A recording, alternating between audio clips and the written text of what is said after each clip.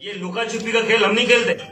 और जो ब्राह्मण राजपूत की लड़ाई की बात करते हैं तो मैं एक चीज आपको बोलना चाह रहा हूं, गुरु गोविंद दोनों खड़े काकुल आगे पाए, बलियानी गुरु आपने गोविंद दियो बताए। हम गुरु मानते हैं इस जाति के व्यक्तियों को जिसको सबसे ज्यादा सम्मान हमने दिया है, और अगर जिसके मन में राम है वो हमारे गुरु हमेशा रहेंगे ताउम्र। जब तक ये धरती रहेगी क्षत्रिय का गुरु ब्राह्मण ही रहेगा, और जिसके मन में रावण है उसका सर कटेगा, चाहे वो किसी भी जाति बिरादरी का हो और चाहे वो कोई सी भी रावण सेना चलाता हो, उसको चौराहे पे लटकना पड़ेगा। महात्मा बुद्ध की इस धरती पर आपके सामने अनाउंस करके जाते हैं, हम बुद्ध की, हमारे पूर्वज, हम उनकी इज्जत करते हैं। पर अगर हमारी बातों को नहीं माना गया तो हम लोग रोडों पे निकलेंगे, सड़कों पे आएंगे, पटना को घेरेंगे। जल्द से जल्द उन हत्यारों को फांसी दो। मनोज सिंह जो छठा व्यक्ति एक बचा, उस परिवार का एक ही चश्मो चिराग बचा है। पूरे बिहार की जिम्मेदारी होनी चाहिए थी कि फौजी के परिवार में केवल एक व्यक्ति बचा है, उसको एयरलिफ्ट करके दिल्ली भिजवाया जाए।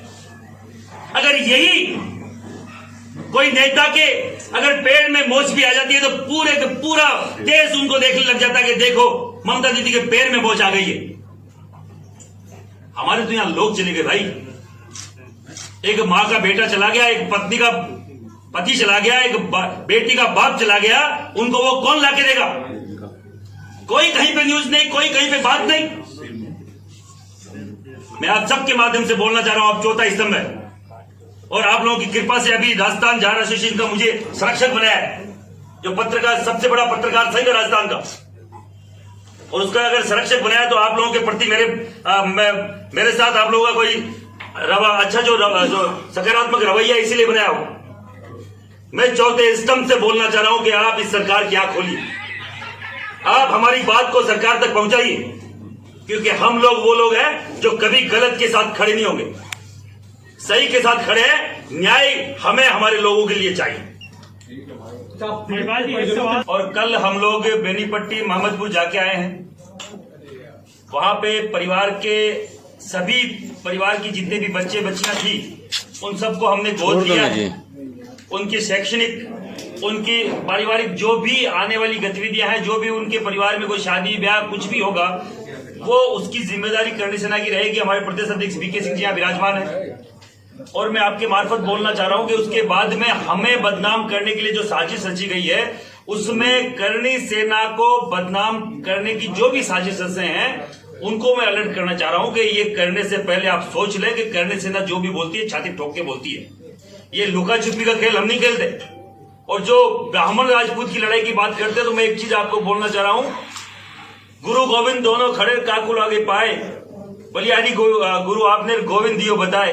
हम गुरु मानते हैं इस जाति के व्यक्तियों को जिसको सबसे ज्यादा सम्मान हमने दिया है, और अगर जिसके मन में राम है वो हमारे गुरु हमेशा रहेंगे ताउम्र। जब तक ये धरती रहेगी क्षत्रिय का गुरु ब्राह्मण ही रहेगा, और जिसके मन में रावण है उसका सर कटेगा, चाहे वो किसी भी जाति बिरादरी का हो और चाहे वो कोई सी भी रावण सेना चलाता हो, उसको चौराहे पे लटकना पड़ेगा। और उसको बचाने वाले जो भी तथाकथित लोग हैं और उसके पीछे बैकग्राउंड में जो भी कोई एमएलए है, एमपी है और कोई मंत्री मुख्यमंत्री जो भी है, हम किसी को नहीं बख्शेंगे, हम खिलाफ में आएंगे अगर कोई उनको बचा रहा है।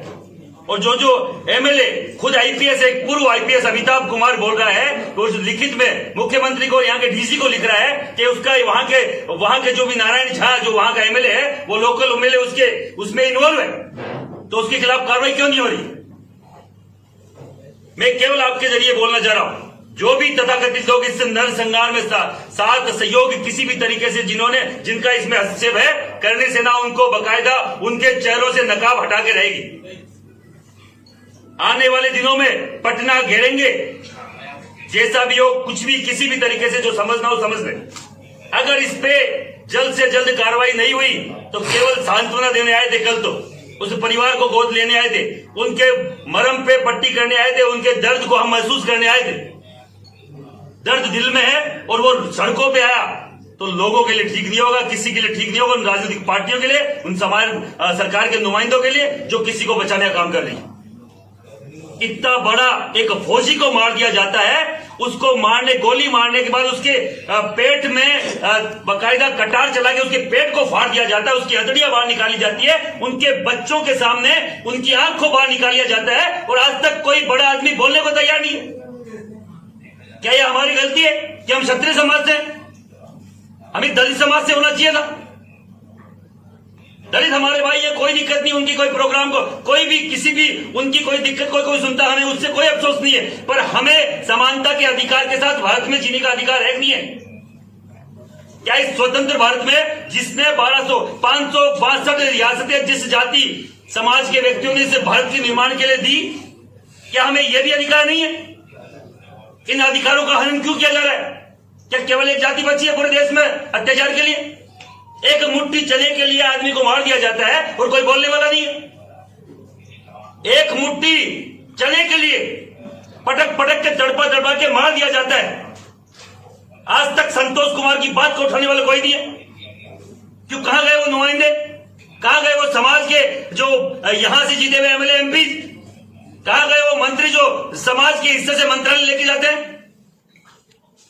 क्यों एक दो चेतन आनंद जैसे, बबलू जैसे एमएलए ही बोल रहे हैं?